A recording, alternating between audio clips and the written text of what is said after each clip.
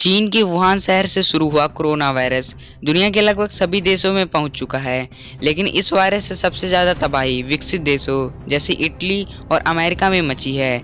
America में तो रोज़ हज़ारों लोग इस वायरस से मौत के मुंह में जा रहे हैं, जबकि लाखों लोग इससे संक्रमित हैं। दुनिया के कई बड़े देश जैसे अमेरिका, चीन और जापान इस वायरस का टीका विकसित करने में लगे हैं, लेकिन अब तक उन्हें नाकामी ही हाथ लगी है। लेकिन इन सब के बीच ब्रिटेन से एक आशा की किरण दिखाई दे रही है।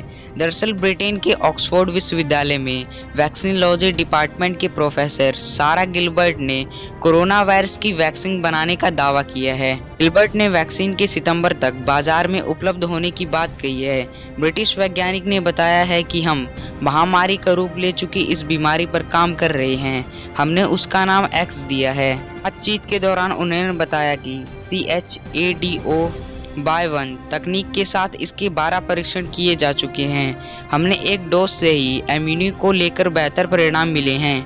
प्रोफेसर गिलबर्ट ने इसका क्लिनिकल ट्रायल शुरू हो जाने की जानकारी दी और सफलता का विश्वास व्यक्त करते हुए कहा है कि इसकी 1 मिलियन डोज इसी साल सितंबर तक उपलब्ध हो जाएगी।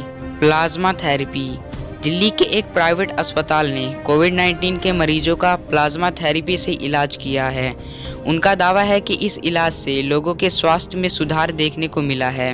भारत में कोविड-19 के इलाज के लिए प्लाज्मा थेरेपी को सीमित तौर पर ट्रायल की इजाज़त भारतीय चिकित्सा अनुसंधान परिषद और drug controller general of India को देना है।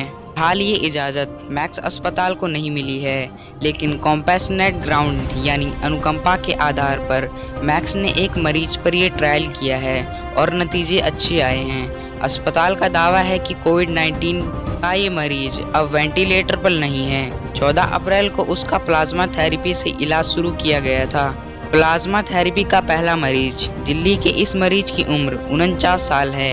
इन्हें 4 अप्रैल को अस्पताल में बुखार और सांस लेने की दिक्कत के बाद अस्पताल में भर्ती कराया गया था। इनकी तबीयत धीरे धीरे और बिगड़ती चली गई। फिर उन्हें ऑक्सीजन पर रखने की नौबत आ गई। उन्हें निमोनिया हो गया और 8 अप्रैल आते आते मरीज को वेंटिलेटर सपोर्ट की ज़रूरत पड़ी। इसके बाद परिवार ने डॉक्टरों से प्लाज्मा थेरेपी के जरिए इलाज करने की गुजारिश की। परिवार ने प्लाज्मा थेरेपी के लिए डोनर भी खुद ही ढूंढा और 14 अप्रैल को नए तरीके के साथ इलाज शुरू किया गया। मरीज 18 अप्रैल से वेंटिलेटर सपोर्ट पर नहीं है और फिलहाल स्वस्थ बताए जा रहे हैं। हालांकि डॉक्टरों ने उन्हें अपनी निगरानी में अस्पताल में ही रखा है।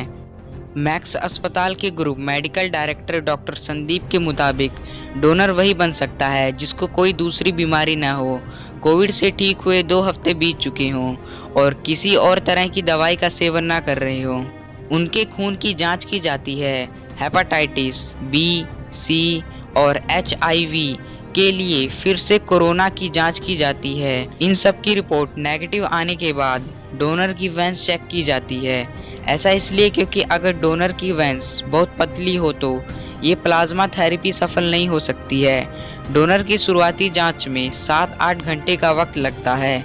इसके बाद फिर डोनर के खून से प्लाज्मा निकालने में 2 घंटे का वक्त लगता है। डोनर उसी दिन घर जा सकता है और इस पूरी प्रक्रिया का डोनर पर कोई साइड इफेक्ट भी नहीं होता। दिल्ली के मैक्स अस्पताल में जिस मरीज का इलाज इस प्रक्रिया से हुआ है, उन्होंने अपने लिए डोनर खुद ढूंढा था। ठीक हो चुके रोगी के शरीर से एस्पेरिसिस तकनीक से खून निकाला जाता है, जिसमें खून से प्लाज्मा या प्लेटलेट्स को निकालकर बाकी खून को फिर से उसी रोगी के शरीर में वापस डाल दिया जाता है। मैक्स अस्पताल के डॉक्टर संदीप बुद्धिराज के मुताबिक एंटीबॉडीज केवल प्लाज्मा में मौजूद होते हैं। डोनर के शरीर से लगभग 400 मिलीलीटर प्लाज्मा किया जाता है। इसमें से रोगी को लगभग 200 मिलीलीटर खून चढ़ाने की जरूरत होती है। यानी एक डोनर के प्लाज्मा का 2 रोगियों में इस्तेमाल केवल कोविड-19 के सीवियर मरीजों के लिए ही किया जाना चाहिए। मैक्स अस्पताल का दावा है कि सरकार अस्पतालों को इस थेरेपी की इजाज़त देने में ज़्यादा वक्त लगा रही है। डॉक्टर संदीप कहते हैं कि इस नई थेरेपी के इस्तेमाल से कोविड-19 के इलाज में एक तकनीक जरूर जुड़ गई है, लेकिन हमें ये भी समझना होगा कि ये कोई जादू की छड़ी नहीं है। हमने अपने मरीज पर कोविड-19 के इलाज में प्लाज्मा थेरेपी के साथ साथ बाकी दूसरे तरीकों को इलाज में शामिल रखा, जिससे ये पता चलता है कि यह प्रक्रिया कैटेलिस्ट यानी उत्प्रेरक का काम करती है। केवल प्लाज्मा थेरेपी से ही सब ठीक हो रहे हैं, ऐसा नहीं है। चीन और दक्षिण कोरिया में भी इस इलाज का इस्तेमाल हो रहा है। हम आशा करते हैं कि दवा के बाजार में आ जाने के बाद कोरोना से किसी की मौत नहीं होगी।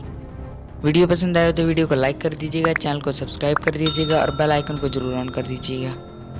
अगर आपने अभी तक मुझे फेसबुक, इंस्टा, ट्विटर पर मुझे फॉलो नहीं किया तो फॉलो कर लीजिए, लिंक डिस्क्रिप्शन में है।